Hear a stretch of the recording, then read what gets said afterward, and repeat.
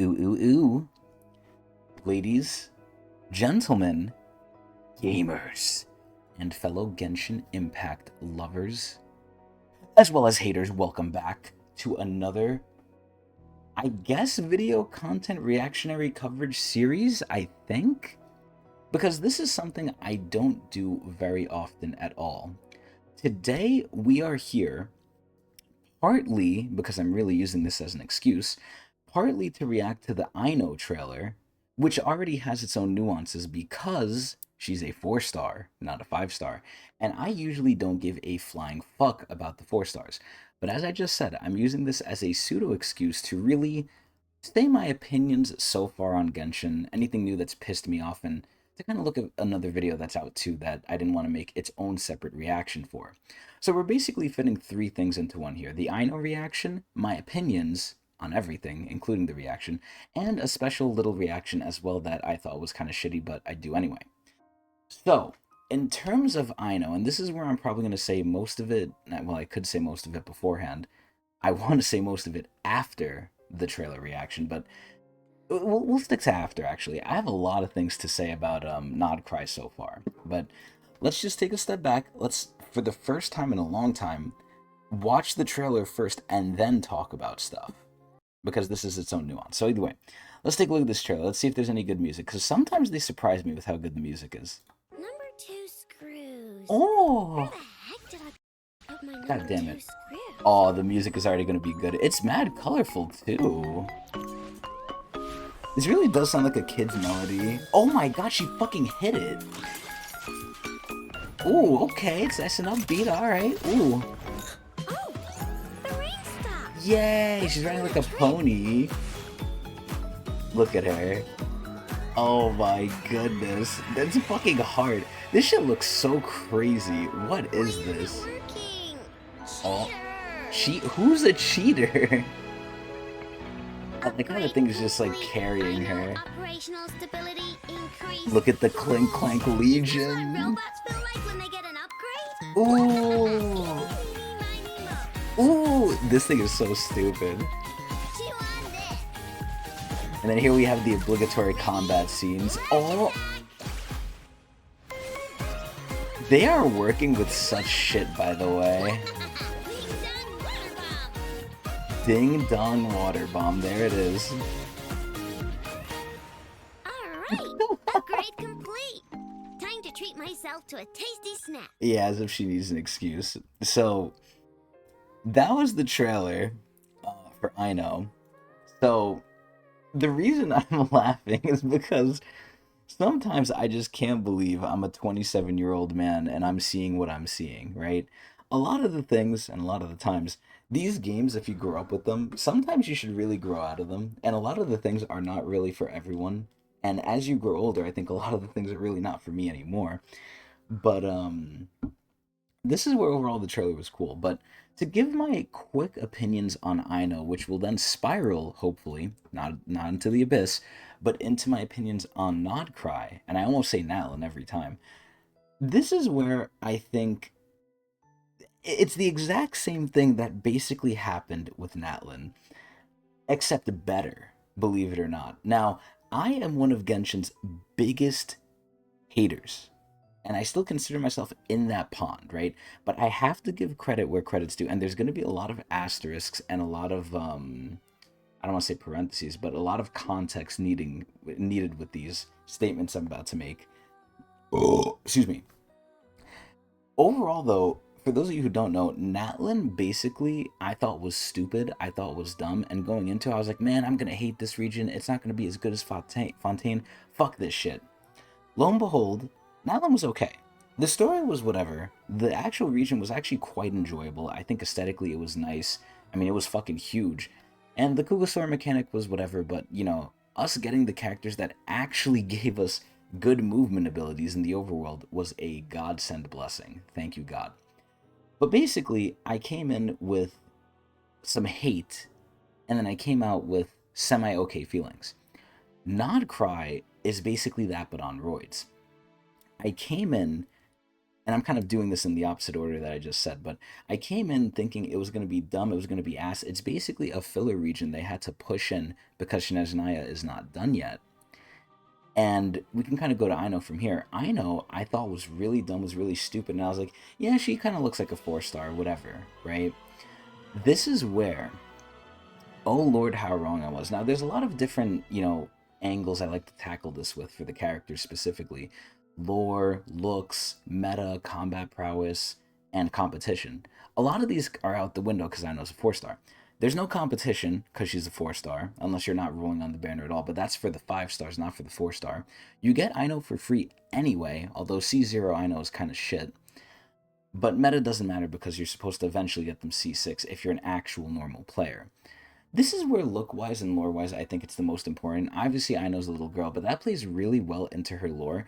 I think the VA knocked it out of the fucking park. I think she's really funny. She's really silly. The look kind of grew on me, and I say that with a little bit of caution because look at how she looks, right? And we could get a little thing of her here somewhere.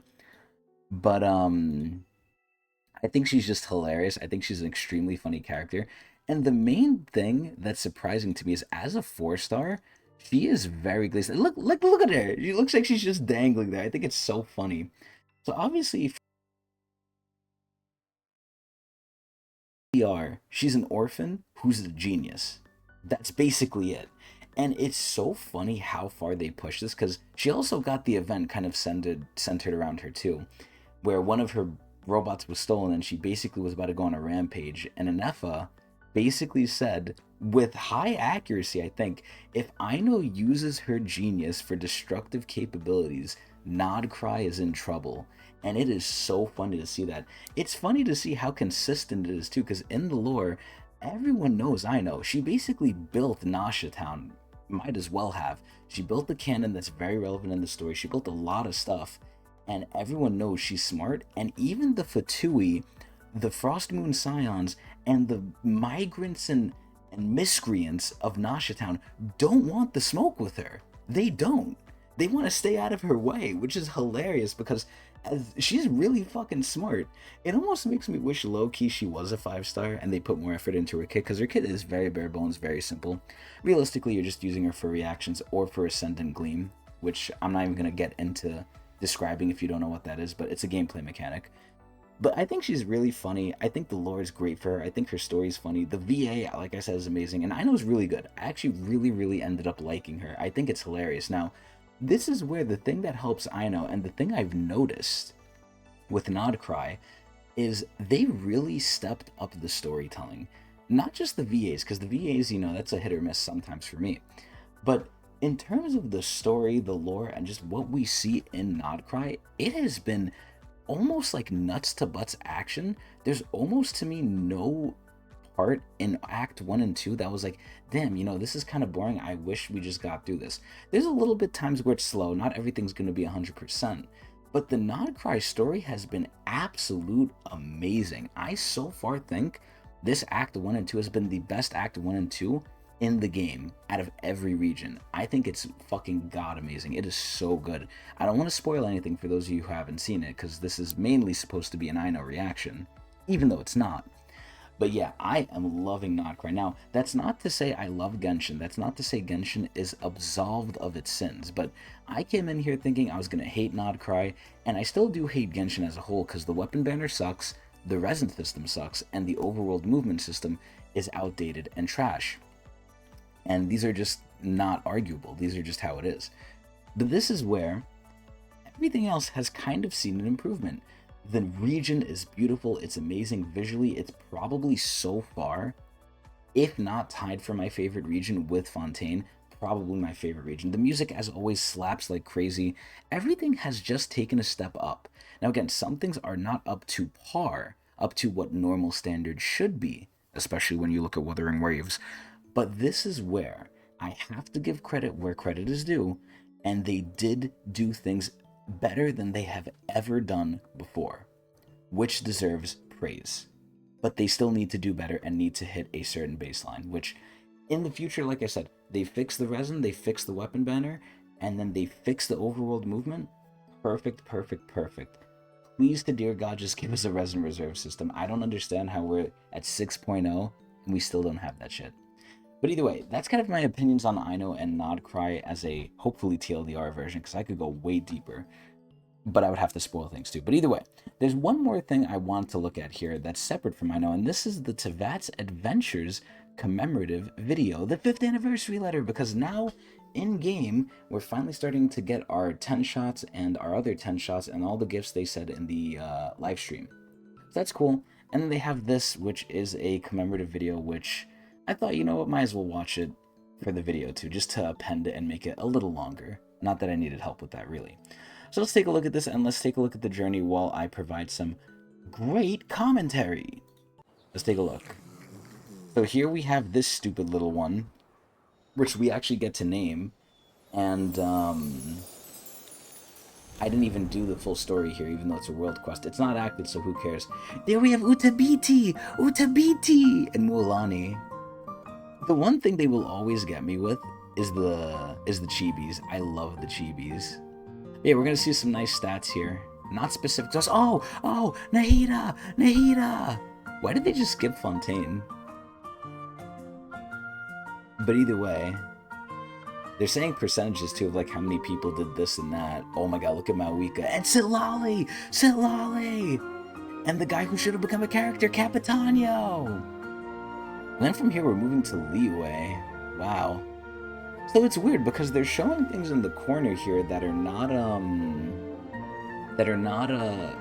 really in line, I think, with what's being shown on the screen here. Like, look, we're back to Natlan now, which is interesting. I mean, I guess it kind of is aligning, actually. Never mind. So I think this is just a straight up spoiler, because I didn't even get that far in the world quest. Oh, and look, we're back in Mondstadt. So I guess it's going by just what happened in the version. There's no way they're going to go through the whole game, right? Yeah, no, they're not. Okay. We're still in 2025. Yeah, and then here we met Skirk. Ooh, look at all the fucking chibis. This is so stupid, though. But they get me with the shit. As stupid as it is, they really do get me. That storytelling was great, by the way. The overarching story... Oh, and this stupid event was dumb, too. We actually had Bennett lore, though, which was crazy.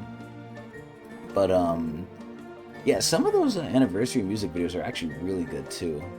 The music for Genshin, which is most of my background music, if not Starrel, absolutely amazing, man. Absolutely amazing fucking music. This is where, as bad as Genshin is and Hoyo is with a lot of stuff, they have quality. Even more than Wuthering, sadly. When I play Wuthering and I play Genshin, Genshin still feels snappier. Wuthering is good, though. Wuthering is better in a lot of ways, but I don't want to start a war anywhere. But yeah, no, that was pretty cute. It was pretty nice. They kind of restricted it to just, I guess, Natlan and stuff. Just like, I guess, the past year, which, I guess that's fine. But yeah, 5th anniversary is pretty nice. As they said in the special program live stream for 6.0, they're going to support the game for 15 to 20, or was it 10 to 15 more years? I forgot, but I know they said 15 at some point. So that's fun. Hopefully I could break my chains, or hopefully the game improves, one of those two things. Who knows what? Because the best thing about Genshin and the best thing about gachas, and it's ironic because I'm going to bring Anata into this. For those of you who may or may not know, Anata is another game coming out that was supposed to be a gacha, but that game, as well as I think another game that I forgot the name of, basically just dropped the gacha mechanic for their characters. I still think they're keeping gacha mechanics for maybe cosmetics and stuff, which I think is genius, right? And sadly, they're not going to make as much money as Hoyo. Even if they did have gacha, I don't think they would have made as much money as Hoyo, because Hoyo is just the king right now, still. Although they are getting dethroned slowly. This is where they will still make a lot of money. They don't need to make extreme amounts of money to be successful, but to be first, you need to be scummy.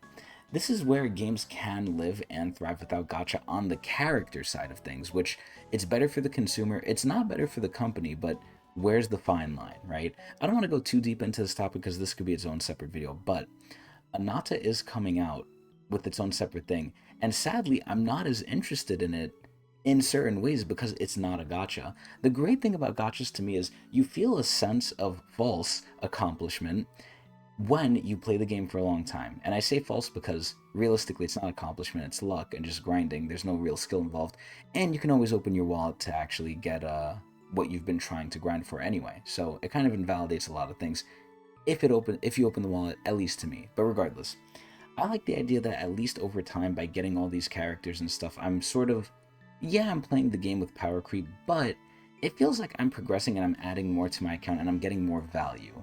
I like stuff where you can make an investment in, and I also like luck-based stuff too, believe it or not. But this is where, Genshin, I doubt will ever drop the gacha mechanic, and it's gonna last for 10 to 15 more years, so let's just hope it gets better. But so far, if they keep going the direction they have in Nod Cry here at the start, which is also something that's scary, they did surprisingly good. Who knows how good they're gonna do in Act 3, 4, 5, and 6 whenever those come out, right? This is where I think they struck lightning once. Who knows if they could do it again? But I can't see it, and I'd never give Genshin the benefit of the doubt anymore. Even though they did hit in this patch, going forward, I don't know how they're going to top what they did here, both lore wise, story wise. I mean, eventually, I know the lore is going to go a little bit crazier, but it really does seem like we're getting into endgame. And, after Shinaznaya, maybe there's one extra region, but after that, we're probably going to round out with a major main story arc. And who knows where we go from there. But they apparently have a plan, which is interesting. And for better or for worse, unless something major changes, I'm strapped in for the ride. But if things keep going the way they're going, I am seeing improvements and I am relatively surprised.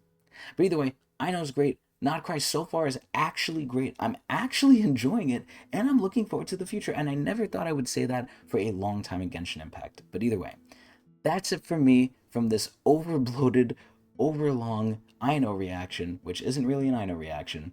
I hope everyone enjoyed. Tell me your opinions on Not Cry and Aino if you want to.